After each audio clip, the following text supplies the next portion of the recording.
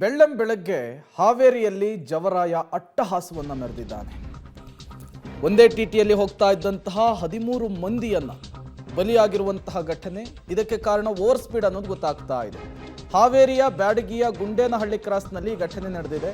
ನಿಂತಿದ್ದ ಲಾರಿಗೆ ಟಿಟಿ ವಾಹನ ಡಿಕ್ಕಿ ಹೊಡೆದು ಈ ದುರಂತ ಸಂಭವಿಸಿದೆ. ಟಿಟಿ ವಾಹನದಲ್ಲಿದ್ದ 17 ಮಂದಿಯ ಪೈಕಿ 13 ಜನರು ಆನ್ ಸ್ಪಾಟೇ ಡೆತ್ ಆಗಿರುವಂಥದ್ದು. 2 ಮಕ್ಕಳು 2 ಪುರುಷರು ಸೇರಿ ಒಟ್ಟು 13 ಮಂದಿ ಸಾವನ್ನಪ್ಪಿದ್ದಾರೆ. ಅಪಘಾತದ ರಭಸಕ್ಕೆ ಮೃತದೇಹಗಳು ಚಲ್ಲಾಪಿಲ್ಲಿಯಾಗಿ ಬಿದ್ದಿದ್ದು. ಟಿಟಿಯಲ್ಲಿ ಅಪ್ಪಚ್ಚಿಯಾಗಿದ್ವು ಮೃತದೇಹಗಳು.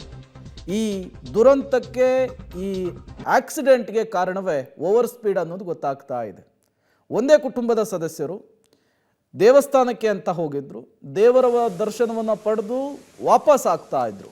ಎಲ್ಲ ಅಂದುಕೊಂಡಂತಾಗಿದ್ರೆ ಅವರ ಮನೆಗೆ ಹೋಗಿ ಸೇರ್ಕೊಬೇಕಿತ್ತು. ಬಟ್ ಅತಿ ವೇಗದಿಂದ ಇವತ್ತು ಒಂದೇ ಕುಟುಂಬದ 13 ಮಂದಿ ಸಾವನ್ನಪ್ಪಿರುವಂತಹ ಘಟನೆ ಹಾವೇರಿಯಲ್ಲಿ ನಡೆದಿರುವಂಥದ್ದು. ಇವರು ಮೂಲತಃ ಎಲ್ಲರೂ ಕೂಡ ಶಿವಮೊಗ್ಗದವರು. ಹೊಸ ಟಿಟಿಯನ್ನು ಖರೀದಿಸಿದ್ರು. ಹಾಗಾಗಿ ಪೂಜೆಗೆ ಅಂಥೇಳಿ ಮಹಾರಾಷ್ಟ್ರಕ್ಕೆ ಹೋಗಿದ್ರು. ಮಹಾರಾಷ್ಟ್ರದಲ್ಲಿ ಮನೆ ದೇವರ ದರ್ಶನವನ್ನು ಪಡೆದು ದಾರಿಯಲ್ಲಿ ಮಾರ್ಗ ಮಧ್ಯೆಯಲ್ಲಿ ಯಾವ್ಯಾವ ದೇವಸ್ಥಾನ ಸಿಗುತ್ತೋ ಎಲ್ಲ ದೇವಸ್ಥಾನಕ್ಕೂ ಕೂಡ ಹೋಗಿ ಬಂದಿದ್ರು. ಕೊನೆಯದಾಗಿ ಸವದತ್ತಿ ಯಲ್ಲಮ್ಮನ ದರ್ಶನ ಕೂಡ ಮಾಡಿದ್ರು. ಹಾವೇರಿಯಲ್ಲಿ ಭೀಕರ ಅಪಘಾತ ಪ್ರಕರಣಕ್ಕೆ ಸಂಬಂಧಪಟ್ಟಂತೆ ಪೋಸ್ಟ್ ಮಾರ್ಟಮ್ ಬಳಿಕ ಮೃತದೇಹವನ್ನು ಕುಟುಂಬಸ್ಥರಿಗೆ ಹಸ್ತಾಂತರ ಮಾಡಲಾಗುತ್ತೆ. ಜಿಲ್ಲಾಸ್ಪತ್ರೆಯಿಂದ ಎಲ್ಲ 13 ಮೃತದೇಹಗಳನ್ನು ಕೂಡ ರವಾನೆ ಮಾಡಲಾಗುತ್ತೆ. 6 ಆಂಬ್ಯುಲೆನ್ಸ್ ಮೂಲಕ ಮೃತದೇಹವನ್ನು ಅವರ ಸ್ವಗ್ರಾಮಕ್ಕೆ ಶಿಫ್ಟ್ ಮಾಡಲಾಗುತ್ತೆ. ಎಮ್ಮೆಹಟ್ಟಿ, ಬೀರೂರು, ಹನುಮಂತಪುರಕ್ಕೆ ರವಾನೆಯನ್ನು ಮಾಡಲಾಗುತ್ತೆ. ಅದಕ್ಕೆ ಬೇಕಾದಂತಹ ಸಿದ್ಧತೆಗಳನ್ನು ಈಗಾಗಲೇ ಸಿಬ್ಬಂದಿಗಳು ಮಾಡಿಕೊಳ್ತಾ ಇದ್ದಾರೆ. ಒಂದೇ ಕುಟುಂಬದ 13 ಮಂದಿ ಸಾವನ್ನಪ್ಪಿರುವಂಥದ್ದು. 17 ಮಂದಿ ಪ್ರಯಾಣ ಮಾಡ್ತಾ ಇದ್ದಂತಹ ಟಿಟಿ ಇದು ಅತಿ ವೇಗವಾಗಿ ಬಂದು ಲಾರಿಗೆ ಡಿಕ್ಕಿ ಹೊಡೆದಿದೆ. ಡಿಕ್ಕಿ ಹೊಡೆದಂತಹ ರಭಸಕ್ಕೆ ಟಿಟಿಯ ಒಳಗಿದ್ದಂತಹ 13 ಮಂದಿಯೂ ಕೂಡ ಸಾವನ್ನಪ್ಪಿದ್ದಾರೆ. 4 ಜನರ ಸ್ಥಿತಿ ಚಿಂತಾಜನಕವಾಗಿದೆ. ಈ 13 ಮಂದಿಯ ಮೃತದೇಹವನ್ನು ಈಗಾಗಲೇ ಮರಣೋತ್ತರ ಪರೀಕ್ಷೆಗೆ ಒಳಪಡಿಸಿರುವಂಥದ್ದು. ಮರಣೋತ್ತರ ಪರೀಕ್ಷೆ ಮುಗಿತಾ ಇದ್ದ ಹಾಗೆ ಅವುಗಳನ್ನು ಹಸ್ತಾಂತರಿಸುವಂತಹ ಕೆಲಸ ಆಗುತ್ತೆ. ಮತ್ತಷ್ಟು ಡೀಟೇಲ್ಸ್ ಅನ್ನು ಕೊಡ್ತಾರೆ ಸುನಿಲ್, ನೇರ ಸಂಪರ್ಕದಲ್ಲಿ ಜಾಯಿನ್ ಆಗಿದ್ದಾರೆ.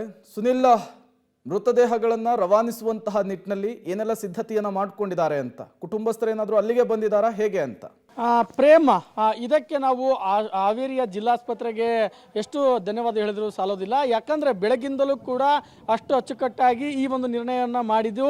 ಇವತ್ತು 13 ಜನರ ಮರಣೋತ್ತರ ಪರೀಕ್ಷೆಯನ್ನು ಆಗಿ ಈಗಾಗಲೇ ಅವರವರ ಗ್ರಾಮಗಳಿಗೆ ಈಗ ಮೃತದೇಹಗಳನ್ನು ಹಸ್ತಾಂತರಿಸಲಾಗಿದ್ದು, ಈಗ ಆ ಮೃತದೇಹಗಳು ಅವರವರ ಗ್ರಾಮಗಳತ್ತ ತೆರಳುವಂಥದ್ದು. ಇಲ್ಲಿ ಪ್ರಮುಖವಾಗಿ ಮೊದಲಿಗೆ ಎಮ್ಮಟ್ಟಿ ಗ್ರಾಮದ 9 ಜನರು ಅಲ್ಲಿರುವಂಥದ್ದು. ಅದಾದ ಬಳಿಕ ಬೀರೂರಿಗೆ 3 ಜನ, ಅದಾದ ಬಳಿಕ ಹನುಮಂತಪುರಕ್ಕೆ ಒಂದು ಮೃತದೇಹವನ್ನು ಈಗಾಗಲೇ ರವಾನೆ ಮಾಡಲಾಗಿರುವಂಥದ್ದು. ಬೆಳಗ್ಗೆಯಿಂದಲೇ ಈ ಒಂದು ಸುದ್ದಿ ತಿಳಿದಂತೆ ಅವರ ಗ್ರಾಮಸ್ಥರಾಗಿರ್ಬೋದು, ಅಕ್ಕಪಕ್ಕದ ಗ್ರಾಮಸ್ಥರಾಗಿರ್ಬೋದು, ಸಂಬಂಧಿಕರಿಗೆ ಎಲ್ಲರೂ ಕೂಡ ಹಾವೇರಿಯ ಜಿಲ್ಲಾಸ್ಪತ್ರೆ ಬಳಿಗೆ ಬಂದರು. ಇದೇ ಒಂದು ಶವಾಗಾರದಲ್ಲಿ 13 ಜನರ ಮರಣೋತ್ತರ ಪರೀಕ್ಷೆಯೂ ಕೂಡ ನಡೀತು. ಸೊ ಮರಣೋತ್ತರ ಪರೀಕ್ಷೆ ಅದಕ್ಕೆ ಪ್ಲ್ಯಾನನ್ನು ಮಾಡಿಕೊಳ್ಳಲಾಗಿತ್ತು. ಯಾಕಂದರೆ 13 ಜನರನ್ನು ಏಕಕಾಲದಲ್ಲಿ ಮಾಡಿ ಅವರೆಲ್ಲರೂ ಕೂಡ 6 ಆಂಬ್ಯುಲೆನ್ಸ್ ಮುಖಾಂತರ ಅವರ ಗ್ರಾಮಗಳಿಗೆ ತಲುಪಿಸಬೇಕು ಅನ್ನೋದು ಚಾಲೆಂಜ್ ಆಗಿತ್ತು. ಸೊ ಹೀಗಾಗಿ ಬೇರೆ ಬೇರೆ ಅಕ್ಕಪಕ್ಕದ ಆಸ್ಪತ್ರೆಗಳಿಂದ ಒಟ್ಟು 5 ಜನ ಸಿಬ್ಬಂದಿಯನ್ನು ಕರೆಸಿ 2 ಡಾಕ್ಟರ್ ಮುಖಾಂತರ ಈ ಮರಣೋತ್ತರ ಪರೀಕ್ಷೆ ನಡೀತು. ಎಲ್ಲ ಮೃತದೇಹಗಳು ಈಗ ಅವರವರ ಗ್ರಾಮಗತ್ತ ತೆರಳ್ತಾ ಇರುವಂಥದ್ದು. ಪ್ರೇಮ್, ಓಕೆ, ಥ್ಯಾಂಕ್ ಯು ತಮ್ಮೆಲ್ಲ ಮಾಹಿತಿಗಾಗಿ ಸುನಿಲ್. ಹಾವೇರಿಯಲ್ಲಾಗಿರುವಂತಹ ದುರಂತ ಇದು. ಎಲ್ಲ ಸಂಬಂಧಿಕರು ದೇವಸ್ಥಾನಕ್ಕೆ ಅಂತೇಳಿ ಹೋದವರು ಈಗ ಮಸಣಕ್ಕೆ ಸೇರಬೇಕಾದಂತಹ ದುರ್ಘಟನೆ ಬಂದು ಅಲ್ಲಿ ಸಂಭವಿಸಿರುವಂಥದ್ದು. ಒಂದೇ ಟಿಟಿಯಲ್ಲಿದ್ದಂತಹ 13 ಜನ ಸಾವನ್ನಪ್ಪಿದ್ದಾರೆ. ಹಾವೇರಿಯಲ್ಲಿ ಭೀಕರ ಅಪಘಾತದ ಪ್ರಕರಣಕ್ಕೆ ಸಂಬಂಧಪಟ್ಟಂತೆ ಲಾರಿ ಚಾಲಕ ಕ್ಲೀನರ್ ಬ್ಯಾಡಗಿ ಪೊಲೀಸರ ವಶಕ್ಕೆ ಸಿಕ್ಕಿದ್ದಾರೆ ಎನ್ನುವಂತಹ ಮಾಹಿತಿ ಸಿಗ್ತಾ ಇದೆ. ಚಾಲಕ ರಮೇಶ್ ತಮ್ಮಯ್ಯ, ಕ್ಲೀನರ್ ಪ್ರಜ್ವಲ್ನನ್ನು ವಶಕ್ಕೆ ಪಡೆದುಕೊಂಡಿದ್ದಾರೆ ಪೊಲೀಸರು. ಈ ಆಕ್ಸಿಡೆಂಟ್ನ ಸಂಬಂಧ ವಿಚಾರಣೆಯನ್ನು ನಡೆಸ್ತಾ ಇದ್ದಾರೆ ಪೊಲೀಸರು. ಬೆಳಗ್ಗಿನ ಜಾವ 3:20 ಡೆಡ್ಲಿ ಆಕ್ಸಿಡೆಂಟ್ ಇದು. ಅತಿ ವೇಗವೇ ಈ ಅಪಘಾತಕ್ಕೆ ಕಾರಣ ಅನ್ನೋದು ಪ್ರಾಥಮಿಕವಾಗಿ ಸಿಗ್ತಾ ಇರುವಂತಹ ಮಾಹಿತಿ. ಇನ್ನು ಈ ಟಿಟಿ ಅತಿ ವೇಗವಾಗಿ ಬಂದು ಲಾರಿಗೆ ಡಿಕ್ಕಿ ಹೊಡೆದಿದೆ ಅನ್ನೋದು ಸದ್ಯಕ್ಕೆ ಸಿಗ್ತಾ ಇರುವಂತಹ ಮಾಹಿತಿ.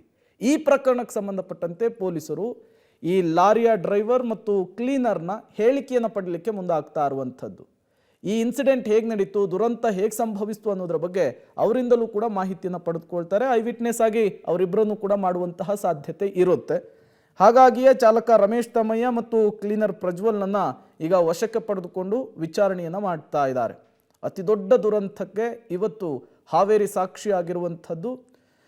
ಹೊಸ ಟಿಟಿಯ ಪೂಜೆಗೆ ಅಂತ ಹೋಗಿ ದೇವಸ್ಥಾನದಲ್ಲಿ ದೇವರ ದರ್ಶನವನ್ನು ಪಡೆದು ವಾಪಸ್ ಆಗ್ತಾ ಇದ್ದವರು ಈಗ ಮಸಣವನ್ನು ಸೇರಿದ್ದಾರೆ.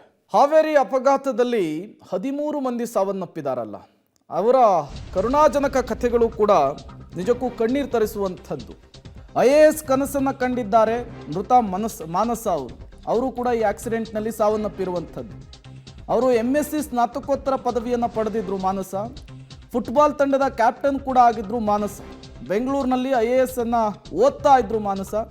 ಹೀಗೆ ದೇವಸ್ಥಾನಕ್ಕೆ ಹೋಗಬೇಕು ಅನ್ನುವಂತಹ ಕಾರಣಕ್ಕೆ ಭಾನುವಾರ ಅಷ್ಟೇ ತಮ್ಮ ಸ್ವಗ್ರಾಮಕ್ಕೆ ಹೋಗಿದ್ರು ಅವರು. ದೇವಸ್ಥಾನಕ್ಕೆ ಅಂಥೇಳಿ ಊರಿಗೆ ಬಂದಂತಹ ಸಂದರ್ಭದಲ್ಲಿ, ಕುಟುಂಬದವರ ಜೊತೆಗೆ ದೇವಸ್ಥಾನಕ್ಕೆ ಹೋದಂತಹ ಸಂದರ್ಭದಲ್ಲಿ ಮಾನಸ ಕೂಡ ಈ ದುರಂತದಲ್ಲಿ ಸಾವನ್ನಪ್ಪಿದ್ದಾರೆ. ಮಾನಸ ಸಾವನ್ನಪ್ಪೋದರ ಜೊತೆಗೆ ಆಕೆ ಕಂಡಂತಹ ಕನಸು, ಆಕೆಯ ಮೇಲೆ ಪೋಷಕರಿಟ್ಟಂತಹ ಕನಸು ಎಲ್ಲವೂ ಕೂಡ ನುಚ್ಚು ನೂರಾಗಿರುವಂಥದ್ದು.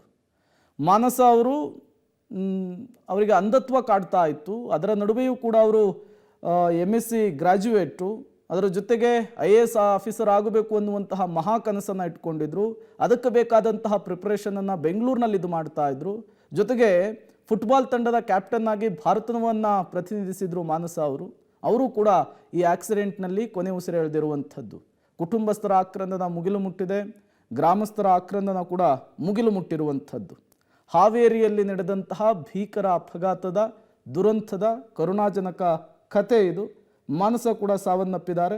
13 ಮಂದಿ ದುರ್ಮರಣ ಹೊಂದಿರುವಂಥದ್ದು ಈ ಘಟನೆಯಲ್ಲಿ.